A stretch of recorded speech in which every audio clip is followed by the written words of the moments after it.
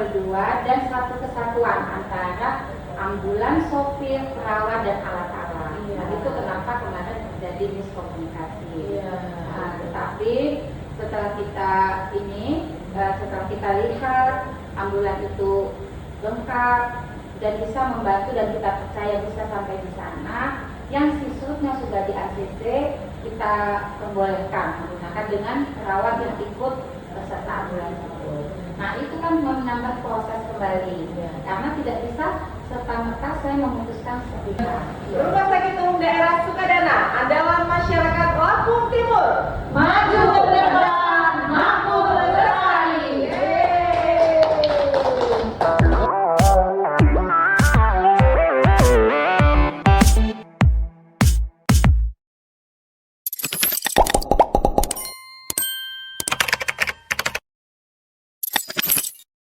Assalamualaikum warahmatullahi wabarakatuh. Tadi pun. Hai Sobat Sehat yang ada di rumah, jumpa lagi dengan saya Kak Lilis dalam podcast Dinas Kesehatan Kabupaten Lampung Timur di Ngopi Second, ngobrol pintar seputar kesehatan. Kali ini kita akan mengangkat tema pelayanan di RSUD Sukadana Kabupaten Lampung Timur. Tentunya saya tidak sendirian, saya ditemani oleh dua narasumber yang luar biasa. Langsung saja kita berkenalan dengan beliau. Yang pertama adalah Ibu Eva Susanti SKM. Selamat siang Ibu. Senang bisa ngobrol dengan Ibu. Beliau adalah Direktur RSUD Sukadana Kabupaten Lampung Timur.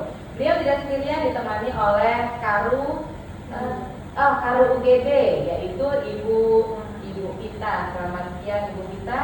Kami bertiga akan bersama-sama mengupas tuntas tentang pelayanan di RSUD Sukadana Kabupaten Lampung Timur. Yang pemirsa tentunya Ibu Eva dan Kak Pita, baru-baru ini kita mendengar ada pelayanan yang memiliki BPJS salah satu di Kabupaten Lampung Timur dan berobat ke UGD di Rumah Sakit Umum Daerah Sukadana.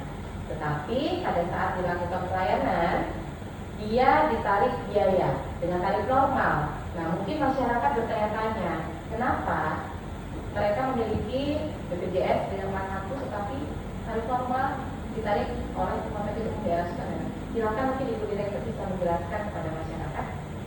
Sebelumnya kami berterima kasih untuk kesempatan hari ini sehingga kami bisa mengkonfirmasi memberikan informasi yang benar tentang apa yang menjadi berita akan ini. Terima kasih sekalian. Benar adanya bahwa pelayanan di Rumah Sakit Sukadana menggunakan BPJS, tetapi di tarif umum di unit gawat darurat. Karena ada peraturan pemerintah, ya, sesuai dengan regulasi BPJS Kesehatan, penjamin pasien yang berobat ke IGD rumah sakit berdasarkan peraturan Presiden nomor 82 tahun 2018 harus memenuhi salah satu kriteria tersebut di bawah ini: mengancam nyawa, adanya gangguan jalan nafas, adanya penurunan kesadaran, adanya gangguan hemodinamik, memerlukan tindakan segera. Dengan demikian, sakit flu, sakit pinggang, atau asam lambung dan penyakit lainnya yang tidak mengganggu jiwa tidak bisa diklaim dengan BPJS. Ya, kebetulan Mbak Ria, kemarin itu pasiennya mual dan pusing. Kemudian setelah kita ada kesalahan juga di kami, tidak menginformasikan dari awal. Jika ini diinformasikan dari awal bahwa ada kemungkinan ini menjadi pasien umum, mungkin tidak terjadi nih. Iya, betul sekali. Jadi komunikasinya kurang pas gitu ya. Itulah kita juga menerima kritikan membangun untuk Rumah Sakit Sukadana.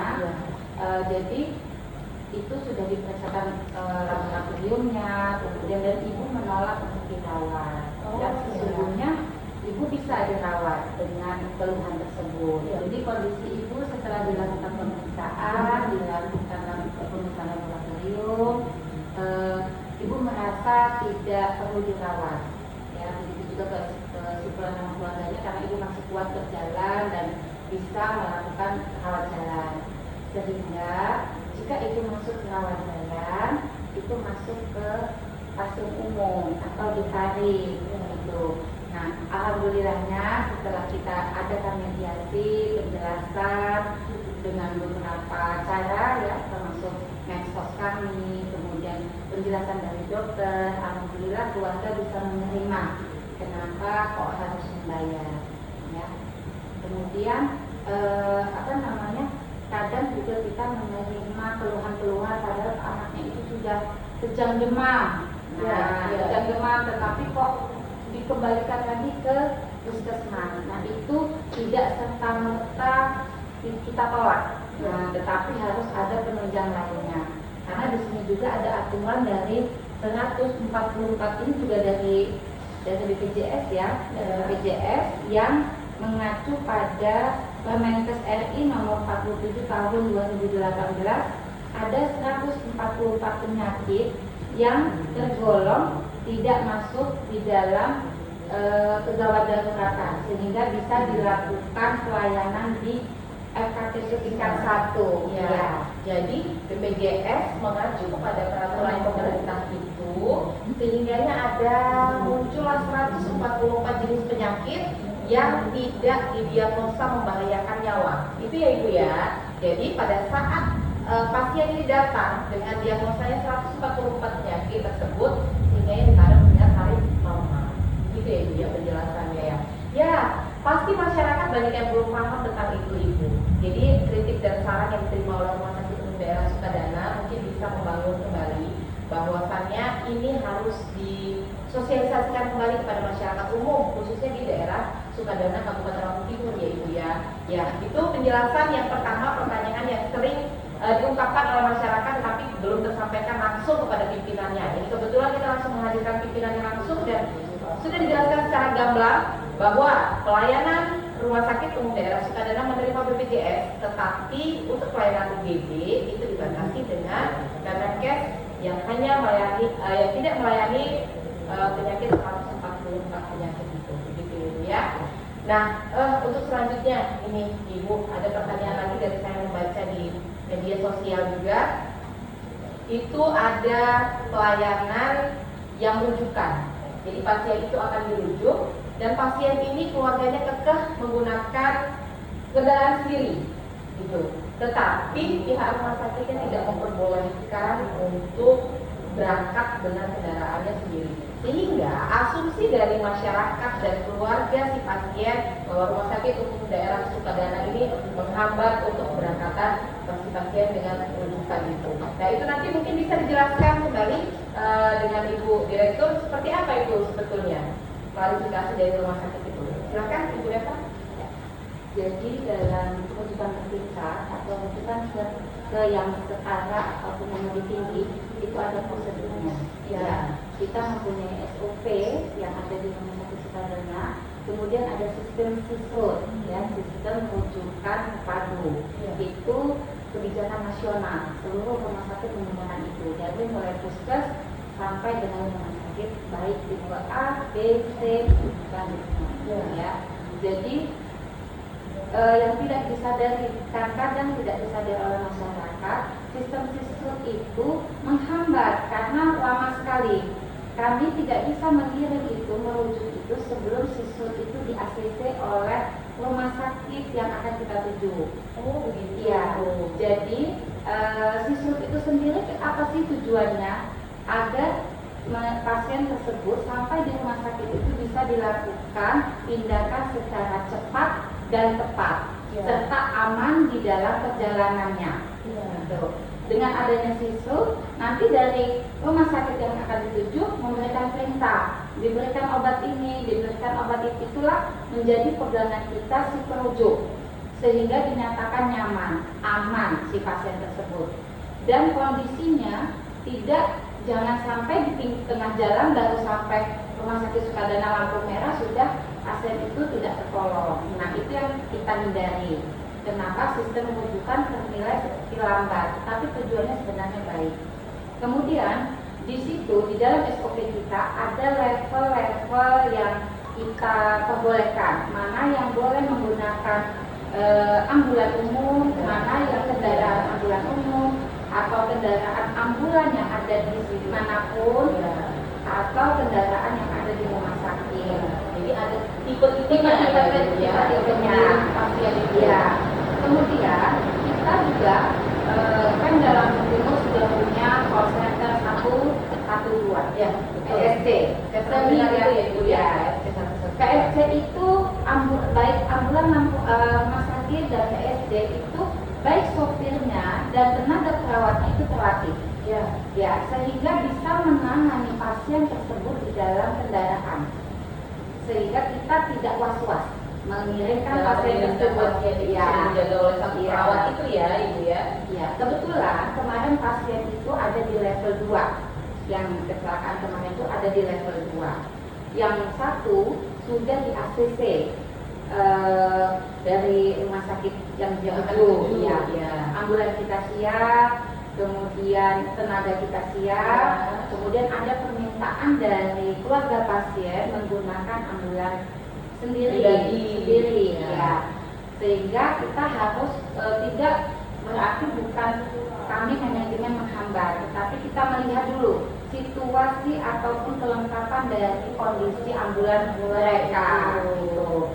Dan juga mereka meminta perawat kita ikut ke dalam situ. Bagaimana kami bisa mempertanggungjawabkan terhadap tempat yang akan dirujuk jika hanya perawatnya saja, yang padahal itu level 2 dan satu kesatuan antara ambulan, sopir, perawat dan alat-alat. Nah, itu kenapa kemarin terjadi miskomunikasi. Nah, tetapi setelah kita lihat ambulan itu lengkap dan bisa membantu dan kita percaya bisa sampai di sana, yang sisutnya sudah di ACC kita perbolehkan menggunakan dengan perawat yang ikut beserta ambulan itu. Nah, itu kan menambah proses kembali karena tidak bisa serta-merta saya memutuskan sepihak. Itu harus ada kebijakan-kebijakan lainnya yang harus kita komunikasikan begitu. Jadi sebetulnya dalam pengiriman rujukan RSUD Sukadana itu sudah mengikuti SOP yang memang menjadikan standar pelayanan di Rumah Sakit Umum Daerah Sukadana. Tetapi lagi-lagi memang masyarakat ini ada yang susah, ada yang gampang ya Ibu ya, untuk menyampaikannya bahwa sistem rujukan itu wajib. Ya, wajib kita ikuti, SISRUT itu wajib kita ikuti. Karena jika ada pasien yang mau berangkat ternyata rumah sakitnya tidak siap, percuma saja ya Ibu ya. Sehingga SISRUT yang secara online aplikasinya yang mungkin ya Ibu ya, itu wajib kita ikuti SOP-nya. Baik, kita sudah mendengarkan penjelasan dari Ibu Direktur langsung tadi tentang rujukan dan bagaimana proses rujukan ke rumah sakit secara berjenjang. Kita rehat sejenak ya, sobat sehat yang ada di rumah, kita rehat sejenak dan tetap di channel Ngopi Second. Ngobrol kita seputar kesehatan. Ya, sobat sehat yang ada di rumah masih tetap di channel podcast kita pada hari ini yaitu di Ngopi Second. Ngobrol pintar seputar kesehatan. Tadi kita sudah sama-sama mendengarkan penjelasan atau klarifikasi secara langsung dari Ibu Direktur RSUD Sukadana Kabupaten Lampung Timur tentang sistem rujukan yang kata masyarakat itu memperlambat. Dan juga ada yang BPJS tetapi ditarik dengan umum. Tadi kita sudah sama-sama mendengarkan penjelasan. Semoga menjadi pencerahan untuk seluruh masyarakat khususnya di daerah Kabupaten Lampung Timur. Kita meningkat lagi ke pengetahuan masyarakat selanjutnya Ibu. RSUD Sukadana ini banyak pelayanan yang sudah diberikan. Boleh diberitahukan lagi kepada masyarakat. Pelayanan dokter-dokter spesialisnya ada apa aja sih di RSUD Sukadana? Ibu Direktur. Pelayanan poli, klinik dan rawat inap yang diambil oleh PJP, dokter spesialis, ada poli anak, ya. Alhamdulillahnya poli anak itu ada dokternya 2. Satunya dokter spesialis, spesialis tumbuh kembang.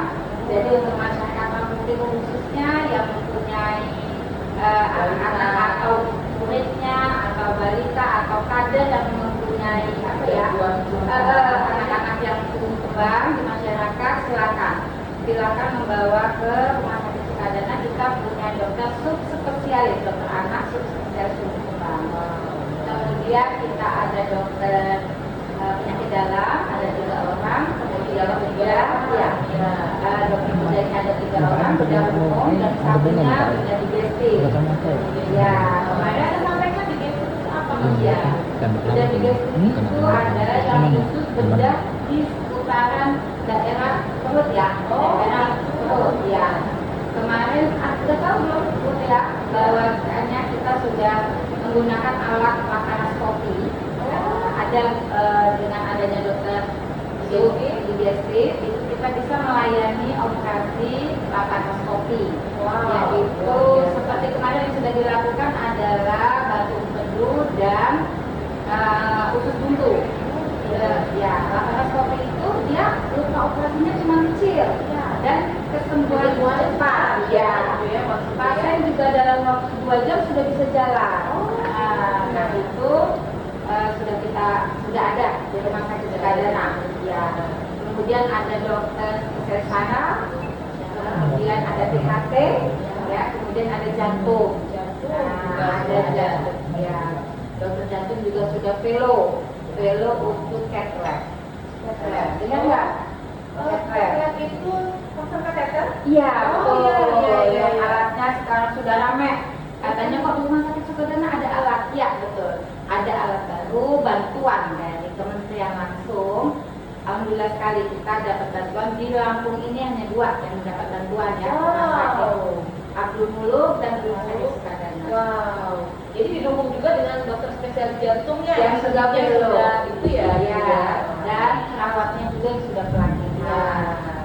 Itu mohon doanya untuk semuanya karena prosesnya masih agak panjang ya, pemasangannya, kemudian uji fungsinya. Berarti ini masih tahap persiapan. Iya. Pelayanannya belum, tapi sudah di tahap persiapan. Iya, Ibu ya. Prosesnya, izinnya, kita mohon doa sama-sama agar ini bisa segera sehingga pasien-pasien yang harus pasang ring jantung tidak perlu kita rujuk lagi ke jauh-jauh yang jauh. Iya, benar sekali. Apalagi kasus jantung di semua wilayah sepertinya ini lagi meningkat karena kan penyakit tidak menular juga kan banyak juga ya menyerang kepada masyarakat awam. Selanjutnya ada spesialis apa lagi Bu? Ada spesialis jiwa, ya spesialis jiwa, mata juga ini kita ada PECO ya, kita ya ada PECO, yaitu nanti yang mau operasi katarak tidak lagi menginap.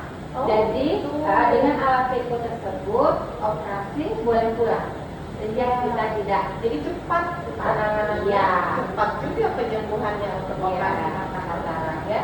Kemudian ada rehab medik. Medik itu apa maksudnya ini? Fisioterapi. Oh, fisioterapi ya, cedera tulang ya. Itu ya. Kemudian ada kebidanan, OBGYN. Nah ini kita ada satu dokter yang sudah velo yaitu dokter Eliza ya.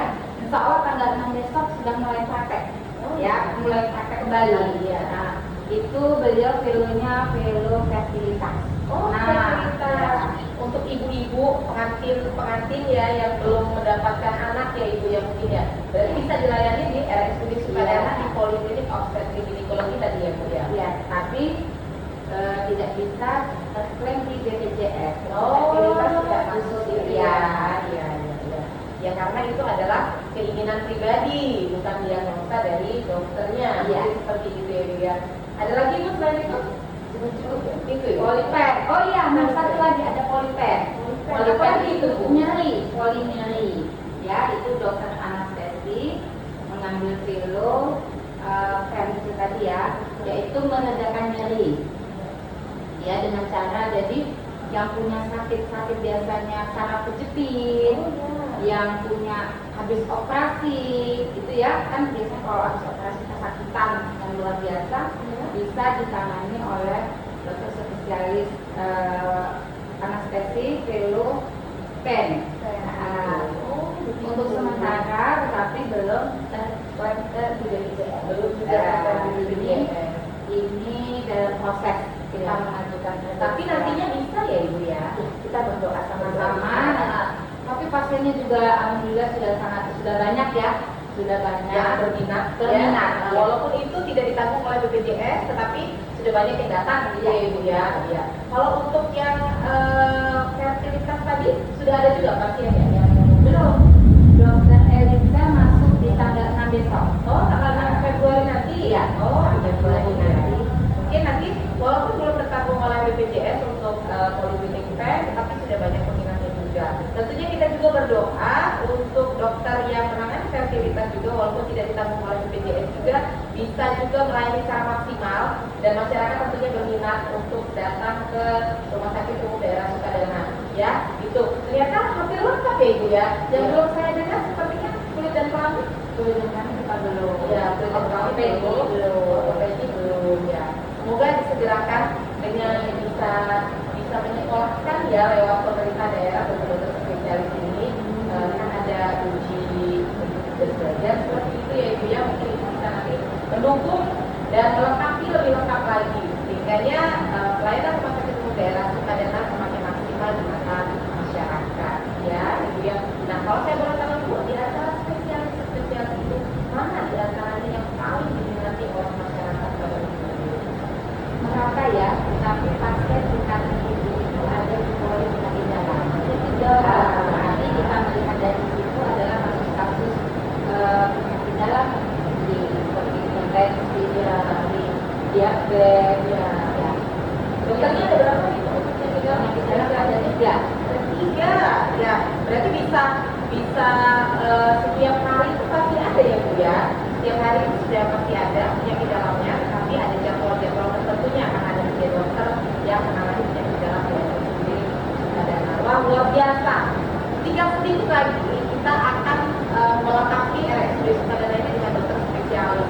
Jadi masyarakat khususnya di Kabupaten Lampung Timur tidak usah jauh-jauh kita rujukan khusus untuk metro gitu ya Ibu ya. Kalau di RSUD Sukadana sudah ada pelayanan spesialisnya, maka kita mesti jauh-jauh menghabiskan ongkos untuk pergi ke daerah Kabupaten Lampung Timur. Baik, kita lihat sejenak sobat sehat yang ada di rumah. Kita lanjutkan lagi untuk ngobrol tentang pelayanan di RSUD Sukadana. Tetap di Ngopi Second. Ngobrol kita seputar kesehatan. Masih di channel Dinas Kesehatan Kabupaten Lampung Timur di podcast Ngopi Second. Ngobrol kita seputar kesehatan. Baik, sobat sehat yang ada di rumah, kita tadi sudah mendengarkan penjelasan dari Ibu Direktur RSUD Sukadana perihal pelayanan yang ada di RSUD Sukadana, dan hampir semua dokter spesialis tersedia di RSUD Sukadana. Nah, kalau tadi bicara tentang pelayanan, sekarang saya ingin tahu sebenarnya dari tugasnya sendiri. Ya, Mbak Vita sebagai apa? Kepala ruangan di UGD.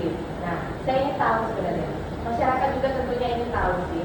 Sebetulnya ada pasti suka-duka yang dirasakan oleh tenaga-tenaga kesehatan yang ada di RSUD Sukadana selama memberikan pelayanan di rumah sakit. Bisa Mbak Vita cerita sedikit banyak tentang suka-duka. Seperti apa sih melayani masyarakat yang ada yang susah, ada yang gampang gitu. Ya, silakan. Terima kasih Mbak Dia. Saya kepala ruangan Ya. kalau suka dukanya itu banyak. Suka dukanya banyak. Kalau sukanya ya kita sebagai nakes ya pastinya senang lah ya bisa menolong pasien, Ya. dengan duka kita siap. Cuma kalau dukanya juga banyak sekali. Banyak juga. Misal ya ada miskomunikasi tadi. Ya, ketika seperti kita yang sudah disampaikan oleh Ibu Direktur tadi kan harus komunikasi ya, Mbak Vita ya. ya padahal ya niat kita tuh kan baik sebenarnya, cuma karena adanya komunikasi kita jadi seolah-olah kok kita mempersulit pasien. Iya, betul. Mungkin kalau bukannya lagi misalnya nih ada pasien yang kecelakaan, seperti kecelakaan, potong tulang kan. Kalau potong tulang kan kita belum ada dokter ortopedi. Iya. Padahal kan kita kasihan tuh sama pasiennya, tapi kita terpaksa harus merujuk. Dengan itu pun ada mama, terus ada misalnya ada